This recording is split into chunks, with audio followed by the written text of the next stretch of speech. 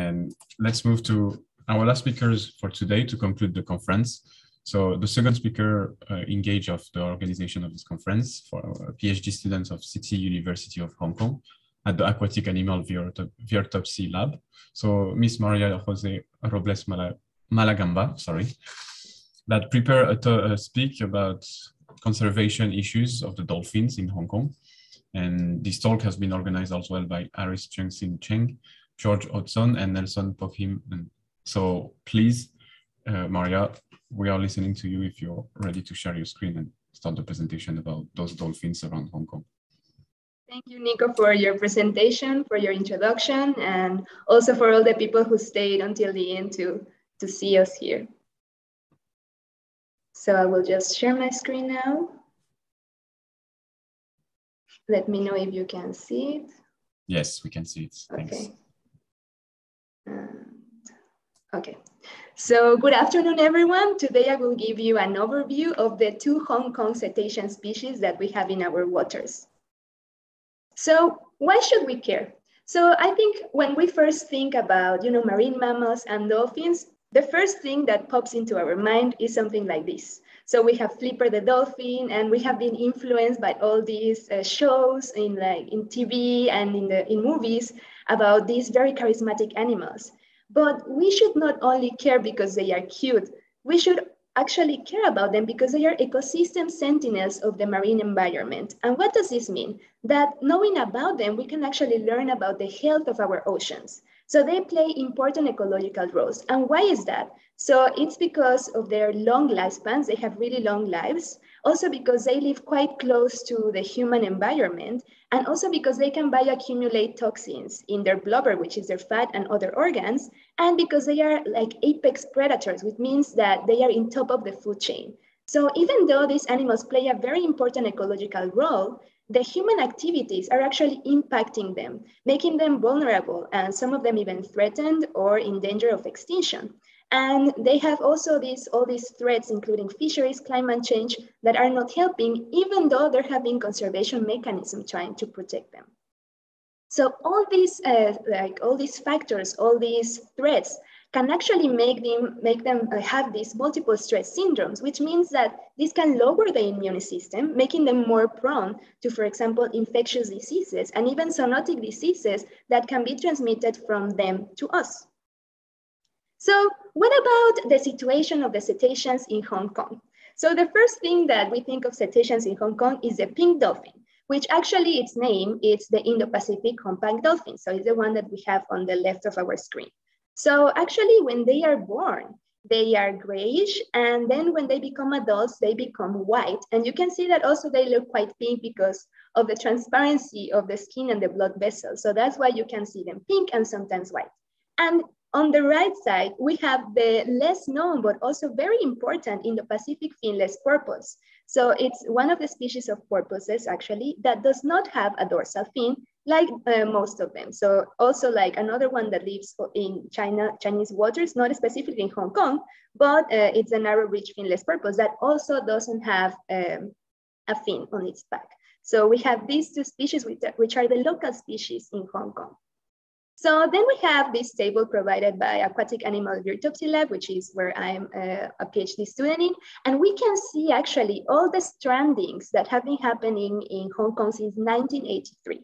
So it's not only these 2 species that have stranded in our waters, even though they are the ones that strand the most, as you can see, because they are obviously the local species that are always around, but there have also been some species transiting through our waters, and we can actually learn about them sadly, because when they die, we can learn about them, because if they just transit, then we won't know a lot. And actually, we've had like strandings from even striped dolphins, or for example, something very impressive that happened just once, we had an Omura's whale in 2014. So that was actually something very impressive. And although the 2 species that are always in Hong Kong are these 2 that I just mentioned.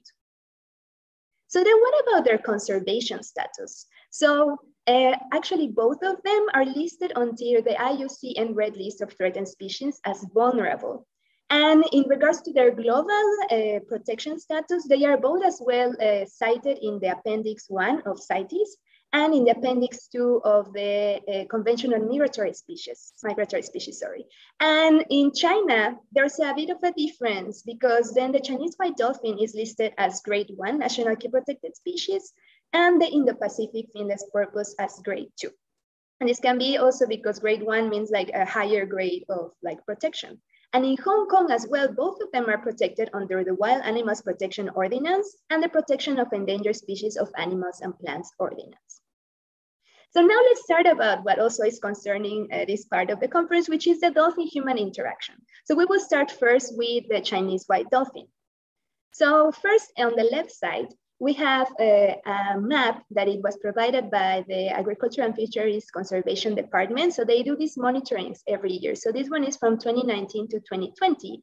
And we can see these pink spots are actually the pink dolphins sightings that they have done with. They have a helicopter service and also vessel service. So so you can see that they live quite close to the shores.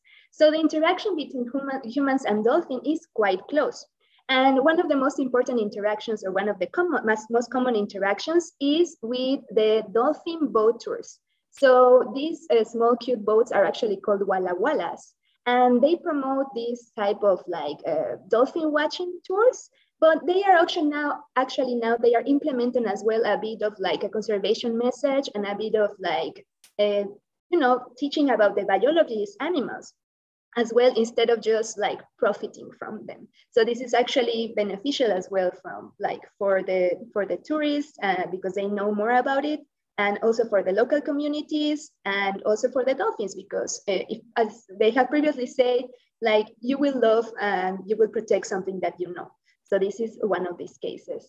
So there are other types of interactions, including, for example, with fishermen. And these dolphins, you can see they're very close to the boat, so because they are taking the fish out of the nets. But when they are interacting, for example, with bigger boats, then we can have a problem of entangling, and this can be actually like detrimental for them. There is other type of interaction that is also not beneficial for these animals, which is like the speedboat ferries and other type of speedboats that are transiting through Hong Kong constantly. So this can sometimes cause, for example, vessel collision with the animals, but now the major disturbance for them is actually the pollution, the noise pollution these boats are like making, which actually can cause these animals to, for example, lose their prey, or to fail in their echolocation, on their ability to communicate with other of their like pods. So this is also some kind of interaction that is negative. And then we have, for example, other types of dolphin watching that also take people and educate them about the conservation of this animal, as well as vessels that, for example, are research vessels, which are like meant to take data for different projects and also for the conservation of these animals that I will mention a bit later on. So then what about the Indo-Pacific finless porpoise? So here we also have one of the AFCD surveys, and we can see also from 2019 to 2020, and the blue dots are the sightings made during the winter, spring, and the yellow dots sightings made during summer and autumn. So they actually vary their location depending on the seasonality, but they are mainly like around Soko Islands, Cheuk. This is one of their main territories, for example. But in comparison with the pink dolphins, the Indo-Pacific finless porpoises are very elusive species. So they actually don't get very close to the boats, and they get kind of afraid of even drones or like, so it's actually the combination of these factors, plus the fact that they don't have a dorsal fin, and also because they are gray, and this makes them be more like difficult to study in the field as compared to the pink dolphins. And sadly, one of the only ways that we have now to actually learn more about these species is when they die. So when they strand and they die, we can actually learn more about their biology, why they died, if they have any type of diseases. So that is the way we learn from them actually in our case, for example, what my lab does. Then we have this map, which is one of the line transect surveys, and this is data taken from the EIA reports and AFCD annual reports. So this is like vessel and Hong Kong dolphins interaction. So then we have here what is important for you to know is the marine parks are the ones that are in purple. And then we have that the red lines, for example, they represent the vessels that have more than 15 knots of speed. So these vessels are not supposed to go through the marine parks, which are places which are protected spaces for dolphins. So actually vessels that are more than 15 knots cannot go through there because they are protected for the dolphins. But here you can see we have the red spots and the blue spots represent the pink dolphins and then the finless porpoises. And actually like they overlap with this actually with the marine park. So you can see that even the marine park, there's like the speed vessels that are or like, yeah, going through this part with, which are supposed to be protected areas. So now with all what I say, the main threats faced by these Hong Kong cetaceans are natural and anthropogenic. The natural include infectious and non-infectious diseases, stray, failure of echolocation, and even low newborn survival rate, which is actually very severe because this can be like very bad for their population levels, to keep the population's levels going. And then anthropogenic, for example, we have interaction with vessels, as I say, also the interaction with fisheries that can cause actually for them to get entangled in nets and suffer from peracute underwater entrapment, and they drown and they die. Then we have also water pollution, underwater noise pollution caused by these vessels, and sadly also habitat loss from coastal development. So these anthropogenic threats can actually cause some of the natural threats, as I had explained as well, with all the stress and the damaging of their immune system. So then also like talking about COVID, one of the only things that actually was good about COVID is that they started seeing the appearance of more pink dolphins in the coast, as the populations had declined a bit during like 2014 and 2015. And then in 2019, people started seeing more of these animals in the shores. And they attributed this because of the lower levels of pollution, because we were all locked. So there was not a lot of contamination, but also because there was less speed traffic from the boats, because these boats, they could not go, especially, for example, to Macau. So then there was less boat traffic, and that actually helped them. But these pictures on the right is actually after 2019. So pollution is coming back to the shores because we are actually disposing even more with the masks and all these things that actually like is not as good, you see, for the dolphins now. So it's something that we have to consider for their conservation. So this graph, I know it has a lot, but what is important to learn about is that Hong Kong is always under construction. And this graph was made by the WWF in 2011. And this shows that there are different things that are actually threatening the lives of these animals, with permanent loss of habitat and temporary water pollution, because Hong Kong is always under construction. So we have, for example, the third runway. So it's actually very close to one of the protected areas of these dolphins. Also, we have the Macau Bridge that actually caused the dolphins that were in this protected area to go down. So more of the sightings now have been seen in the parts of Lantau in Southwest Laotan because of the bridge actually. So then we also have, for example, different types of developments, and this has actually caused this detrimental of their habitat. And so the WWF wants as well for the government to be able to, yes, of course, like keep building, but also protecting the animals at the same time. So now the current conservation efforts. So we have the AFCD, which is the Agriculture, Fisheries and Conservation Department, which is a governmental agency that works with other organizations to be able to monitor the animals and know about their population. And for example, the Hong Kong Cetacean Research Project is funded by them. So they can do all these surveys about how to protect the animals, about the population estimates, and to have a better understanding of the abundance and the frequency of these animals in different parts of Hong Kong. Then we have Ocean Park Conservation Foundation, which actually helps in the stranding response, which I will talk about later. Some NGOs as the Worldwide Fund for Nature that I talk about, which are always promoting as well, like safe havens for dolphins, talking with the government, also doing petitions for people to understand that they have to protect the waters for the dolphins because they are threatened. And there's as well different research groups. We cannot do much with them like health assessments as they do in other parts of the world. Well, they actually capture the wild dolphins and take samples and they release them. We cannot do that. So what is done here, for example, is the passive acoustic monitoring and also like this photo ID technology to identify the animals. And there's different studies as well for the animals when they strand, for example, toxicology and microplastics. And we have as well, for example, what we do in my lab, the Aquatic Animal Biotopsy Lab, which is related to strandings. So what does this mean, this cetacean biopsy stranding response team? So the AFCD receives the stranding report from the citizens, and then they call the Ocean Park Conservation Foundation, which actually are the ones that take this animal, and then they collect some different data, and then they take it to Ocean Park for processing. So then what do? We do different types of analysis, but first, before actually opening the animal, we do what is called biopsy, which is having like a virtual necropsy of the animal using MRI and, for example, CT scanning postmortem, and we can actually see how the animal is inside before we actually open the animal.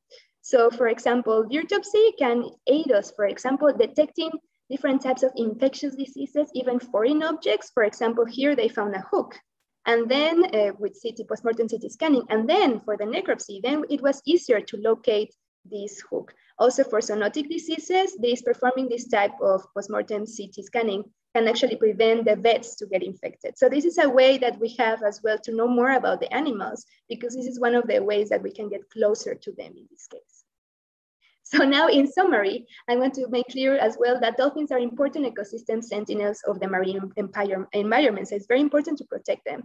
The local species of cetaceans in Hong Kong are not only the pink dolphin, but we also have the finless porpoise that is equally important. Then we have the human interaction with these species is high because they live very close to the coast.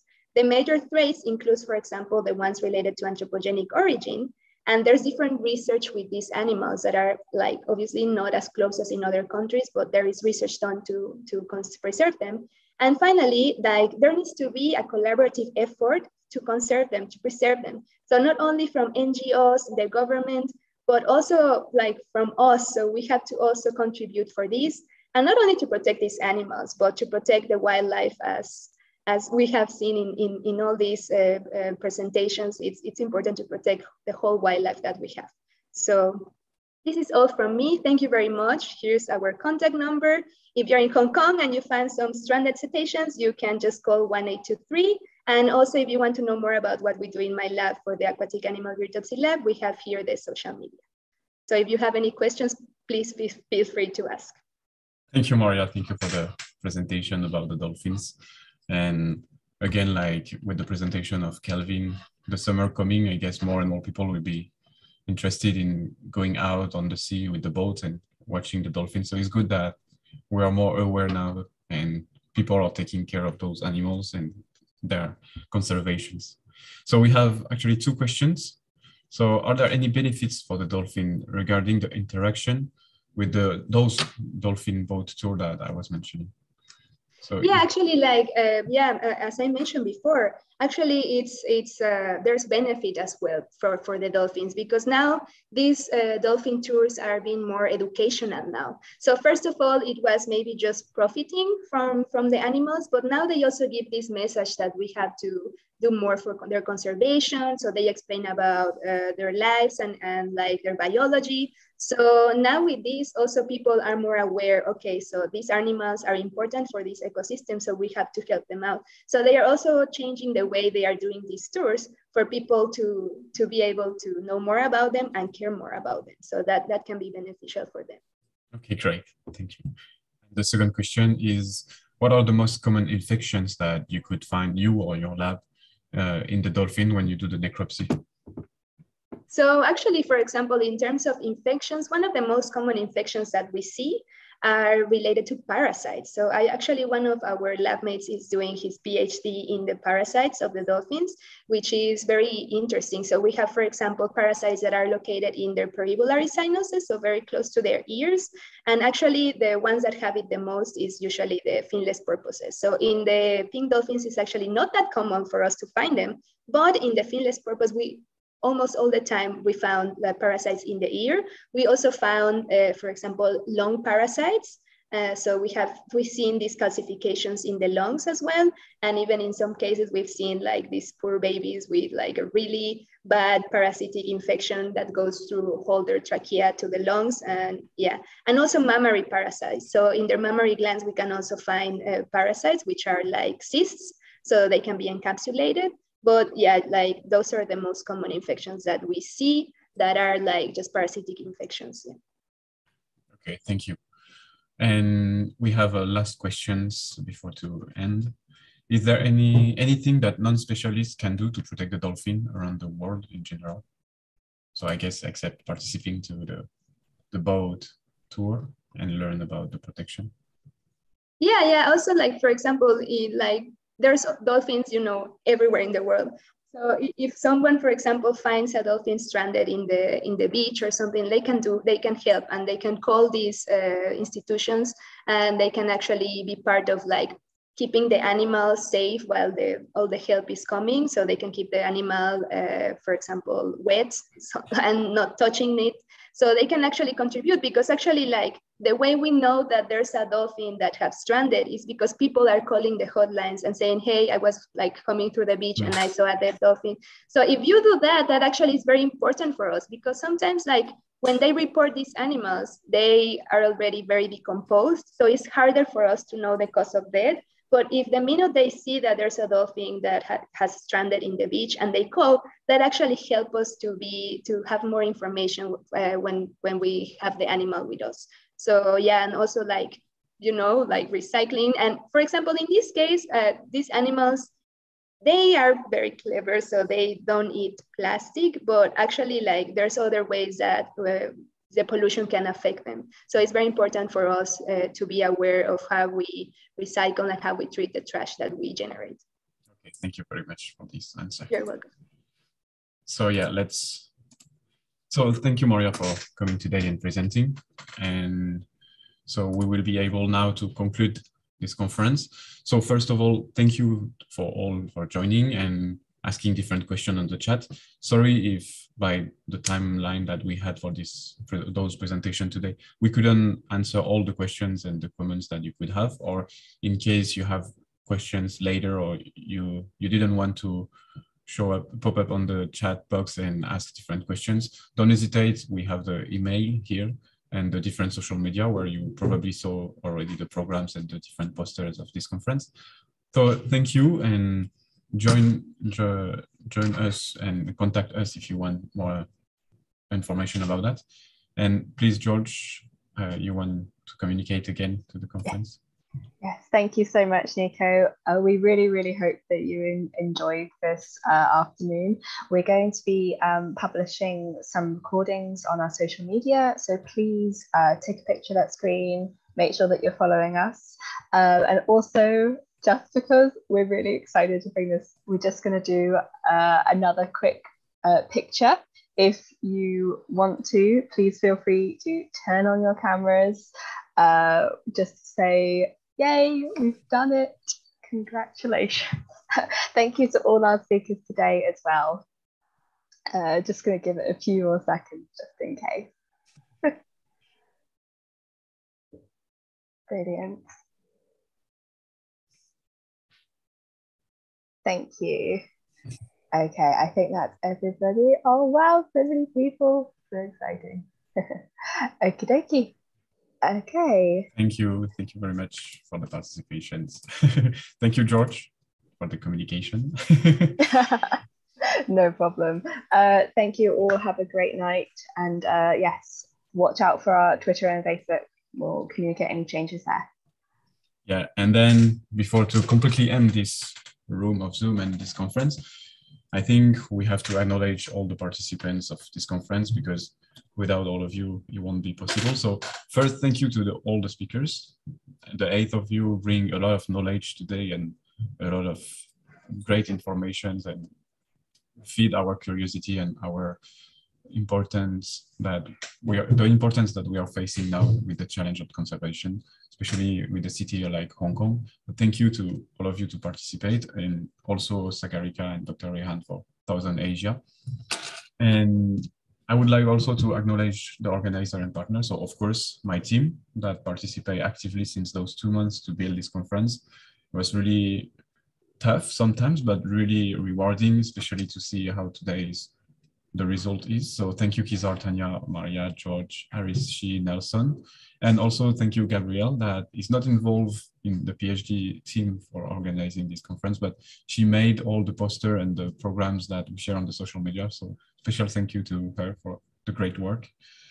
and obviously the support and partners that we had during those 2.5 months of production of conference, the City University of Hong Kong, especially with the Professor Olivier Sparagano that organized the creation of those conferences, and the two partners, Lumivoce and the journal Diversity, for their support and encouragement during the process of this conference. So thank you to you. And then, of course, at the end, thank you to all of you, the participants, the attendees that came today. We had in total, as far as I know, more than 300 registrations for today, with a peak at 100, almost 40 viewers, and in average during all the afternoon, surprisingly, more than 100 participants actively present and listening. So thank you very much. It's thanks to the person like you that we can continue, and we are motivated to promote ecology and conservations. It's great to have experts for speaking, like I said, the different speakers and ourselves to organize conference, but if no one comes to listen, or if we don't have people involved and caring about nature, the work is less optimistic, let's say. So thank you everyone for joining today. Thank you for your attention and your presentation, and your time for listening. And thank you. So now this conference is ended officially, and thank you again for joining us, all of you today, and hope you enjoyed. Thank you. You can leave the Zoom now when you feel free.